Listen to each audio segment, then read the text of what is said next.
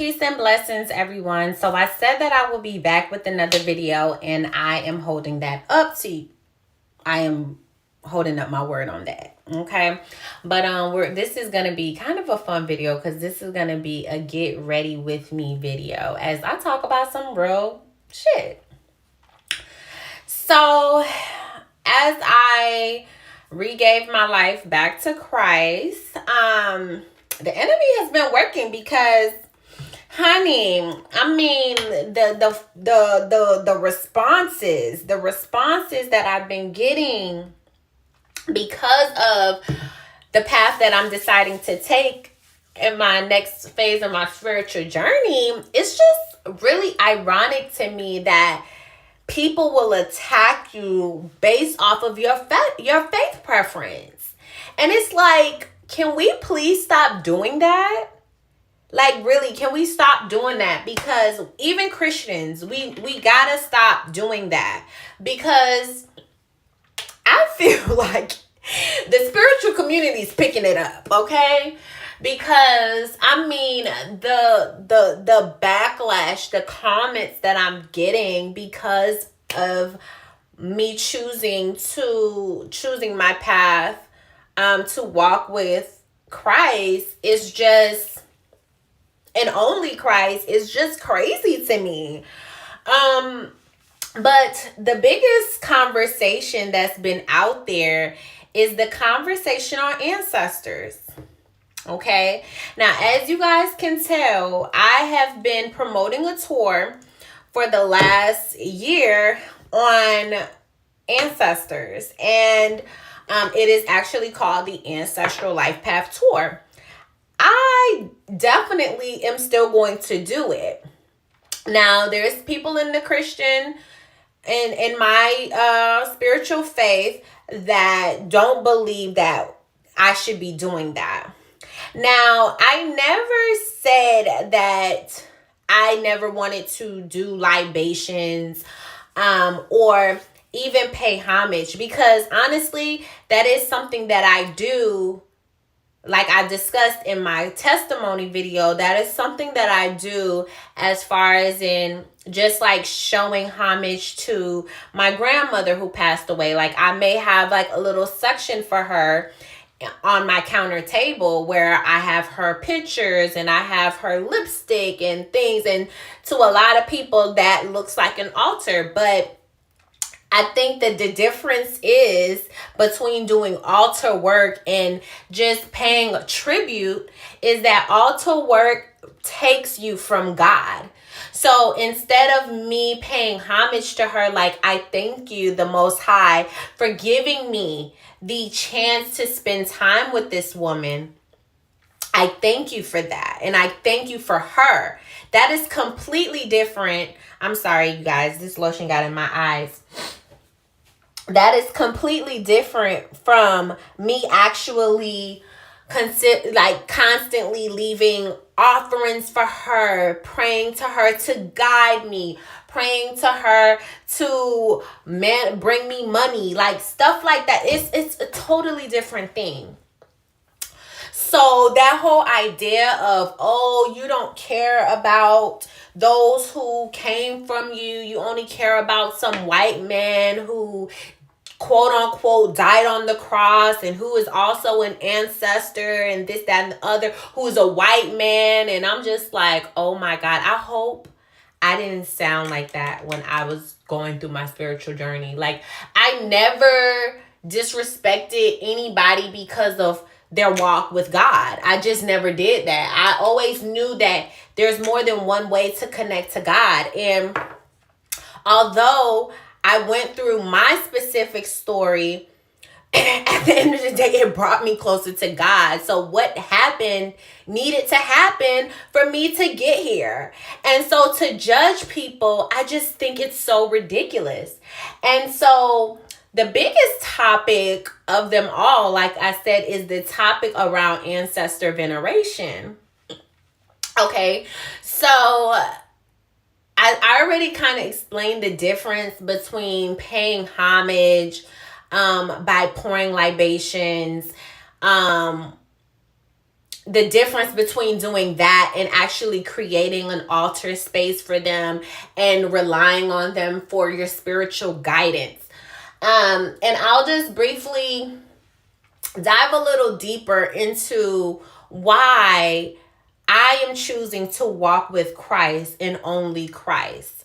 Now, I talked about this in my testimony, and I explained why I know I'm a sinner. Not that makes it better for me to go out and do things knowingly and to sin knowingly, but a prayer of mine has always been, God, please forgive me of the sins that I've committed knowingly and unknowingly, because sometimes, guess what? We do sin and we don't even recognize that we're sinning. And that is okay. God knows your heart. That's not the point. The point is that when you know better, you're supposed to do better. So now that it has been revealed to me, the truth, I have to honor that and I have to move accordingly. But I still recognize that I am a sinner. Even if I change this portion of my life, there's something else that I know I'm not doing the best at. I'm not living my best life, right? And I just think that the difference is in my testimony, because I'm back to my story. My testimony was that there became a time, what the whole situation that happened was that during this ancestor phase of my life, right, which is currently still going on, because I'm dealing with the aftermath of all the the spirits that I conjured up. I have to say this, that experiencing the supernatural, I think, is what needs to be discussed. A lot of people don't want to acknowledge the supernatural. They just don't. They would rather believe, they want to worship God and they want to, have Jesus Christ and all that, but they want to be completely oblivious to the fact that there is really a whole spiritual realm out there where you are possibly being attacked, right? Everything happens in the spiritual realm before it manifests into the physical, right? So there are things happening that we cannot see that are manifesting in our physical reality, from sickness to just, trauma to actual accidents happening. These things come from a place. They are stemming from some sort of action that is creating a reaction, right? So it's the same thing. On my specific journey, there was a time where I decided that I no longer wanted to worship a white deity. In my mind, Jesus Christ was white, and I wasn't fucking with it. And I just was like, I don't appreciate what Christians did to my ancestors. I don't want to follow no moral code of people who are hateful and who are judgmental. And I just made up in my mind, because of religion, that I no longer wanted to worship a deity that, let's keep in mind, Jesus had nothing to do with how Christianity played out in our day and age. But at the time, the way that it was brought to me in school, and this is my story, this is my testimony, right? So it's going to only make sense probably to me. It may make sense to you because you may have a similar testimony. But I remember going to college, and I remember specifically taking a world history class. And I remember that in this course, I learned about the oppression and how Christianity traveled throughout different civilizations. And started wars, forcing people to bow down to this deity. And I just remember saying, like, wow, if I lived somewhere else, I probably would not be practicing Christianity. But guess what? That's not the case. I was born in the family I was born in at this time, at this specific moment, because this is what is for me. Anyways, I digress. But at the time, I the way that the information was brought to me, it made me not like Christ. It made me not respect the religion. It made me want to see what else was out there and how else I can connect to the Most High, because I've always believed in the Most High.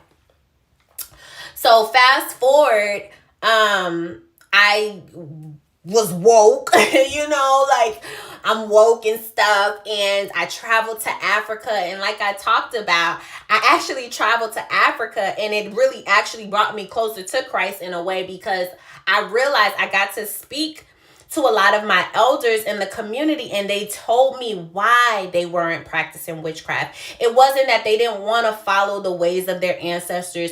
It was because they recognized how the ancestors guided them down this place that was very unholy, and it was hard for them to live a normal physical life when all this spiritual warfare was going on in their lives, because they were working with the wrong deities. They were working with the wrong spirits. And that's the only reason why. It wasn't because they were heavily colonized. For some people, and it's like that in the States, some people are still heavenly, like, into this slavery mindset, and that's why they practice Christianity. But then there's some people who literally Christ has revealed themselves to, right? And so I'm sitting here, and I'm just like, yeah, no, I don't want to be associated with this type of religion. That's what I'm saying, right? So I am pretty much seeking everything else, right, at this point. And I got to a place where I was studying African spirituality, and I wanted to start to do ancestor work. Now, you guys, I have stories for days on how I experienced so much supernatural. And I think that's the problem. I talked about that in my last video, was that I've never experienced the supernatural in this way. I've always felt the presence of the Spirit. I always felt the Holy Ghost, but in a demonic way, I've never experienced it. I've never experienced depression. I've never experienced anxiety. I never had experienced suicidal thoughts and things of that nature. Never. Very happy kid. Always been happy kid. Just never had those issues, right? I started practicing ancestor venerations, ancestor worship, and I remember specifically I lit a candle. And of course I lit the wrong candle. I thought that this candle was for peace, because throughout this time, I'm waking up every night at 3 o'clock in the morning, 333 on the clock, 444 on the clock, not realizing, oh, this is a time where you pray. And I mean, at some point I got to a point where I spoke to an elder, and they told me, no, you pray at this time. This is the time that you honor the Spirit. And so I just specifically remember how my worship started from, like I said, giving God all the praise and the glory, to it slowly started to fall into my ancestors' hands, to the point that when I used to wake up sometimes, the first place I would go to was my ancestor altar. And so it got to a point, I'm doing all this work. I'm lighting candles. I'm leaving offerings. I'm doing all this stuff. And like I said in my last video, the ancestors were blessing me. They were sending everything that I asked their way. But when it came down to protection, feeling safe, feeling loved, feeling like I don't have to carry the weight of the world on my back. It started off, like I said, and That's why you'll hear Christians say ancestors are demonic and stuff like that. And I think that what they mean by that, and I can't speak for everybody, but what I get from that is that only Jesus Christ was the only ancestor that was holy. Think about it. Us humans, we have very wicked tendencies. We're sinners, natural born sinners. So do you know that not all ancestors are good? Not all ancestors are in an elevated place where they can guide you correctly. They can counsel you correctly. You ever had a spirit come in your mind? And a lot of people don't even recognize that this is spiritual warfare, but you ever have a thought come in your mind and it may say, the thought may be like, run this person over, or slap her, or punch him in the face. And that's not something that you would normally do, or that's a spirit. That's a spirit. And so at this point in my life, I started to realize I was doing shit and I was having interactions with people that were not like me. I was getting into arguments about things I would never argue about. I was getting tempered by things that don't really temper me. I was communicating in ways that weren't like ways that I would communicate in, not even realizing like I have completely allowed myself to be this medium for these ancestors, and not all of them want the best for me. Not all of them even know the best for me. Only one knows the best for me. That's the Most High, period. Period. Point blank, period. Done. But at the time, and this is why I say that this is all about your faith. Can't nobody tell you nothing, because this is my experience. Only my experience. And I know that every time, because I grew up, mind you, like I said, I grew up in a Christian household, but nobody was really religious. It wasn't forced on me ever. I come from a very Black, woke, educated family. Most of my uncles are Nation of Islam. We grew up with Black people on the wall. You know what I'm saying? So it was never like, oh, you need to go to church. You need to, like, it wasn't like that. So when I started to experience the supernatural, for a long time, I didn't even recognize what was going on. I just thought, oh, I'm just growing. I'm just changing. I'm just going with life. Life is happening to me and I'm just adjusting. Not even realizing that it was nothing but warfare, spiritual warfare. And I just remember my mom used to always be like, when you have a bad dream, when you have a nightmare, say, I rebuke you in the name of Jesus. That was just something I remember her saying to me. I don't know what age it was. It had to be, I was maybe 2-3 years old. I have no idea. But I just remember her telling me that. And sure enough, it happened to me at least 4 times where I had some wicked dreams. I mean, the devil revealed himself to me several times in my dream. I mean, you can feel it. It's a dark presence. Sometimes you may even see him. And it's really dark. It's like, in one specific dream, I remember I felt it. It was heavy. It was real heavy to the point where you can't get up. Like, it's almost like they call it sleep paralysis. But I just remember in my dream, I knew I was dreaming, but I wanted to wake up, but I couldn't even lift my body up. Like, I couldn't open my eyes no matter how hard I tried. And I remember what my mom said. And my mom said, I said, I rebuke you in the name of Jesus. Do you know that thing went poof? Gone. It's something about the name Jesus. And I'm not even trying to be funny, but it's something about the name Jesus. Why when I call on that name, I feel safe. I am safe. It don't have to make sense to you. It don't have to make sense to nobody. But when you start hearing these testimonies over and over and over again,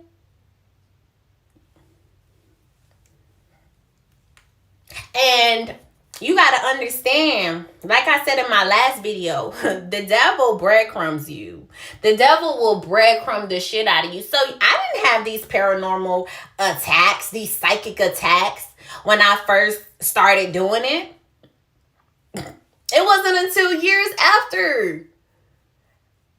And by that time, I was too far gone. And let me tell you something else.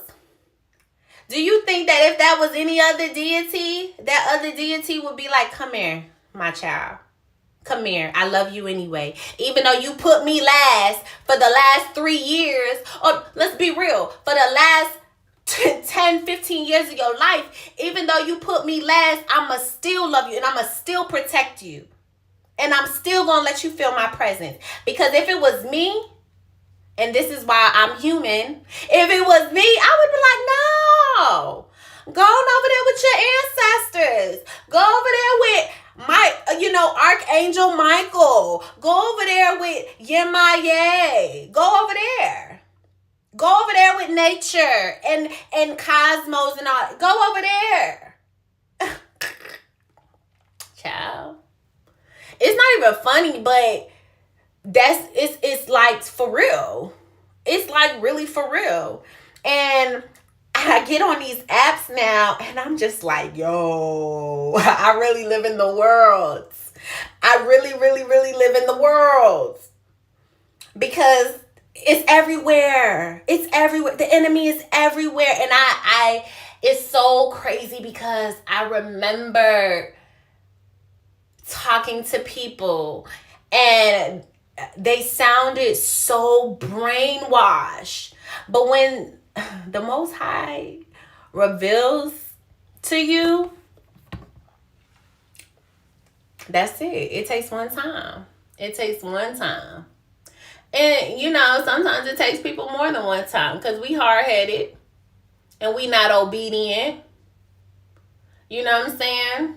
And I remember that was the reason that kind of pushed me out of church because I'm hard-headed. I don't like people telling me what to do. I got daddy issues anyway. Real ass daddy issues, But y'all, that is kind of why I told you guys. Oh shoot, I messed up this part. But that's kind of why I told you guys that be careful. It's one thing if you want to tap into that ancestral magic and wisdom, and you want to have that connection in the spiritual realm in other ways, just be careful. Really know the practice, know who you're talking to. But that's the tricky thing. You never know. It's hard to know. You can't see them. You just have to believe. You just have to believe that the ancestor that you're speaking to is not the devil. Okay? Because we ain't all in the living right now. I done came across a few demons, okay, walking right here on this planet, right here in the state of Georgia. I done encountered a lot of demons.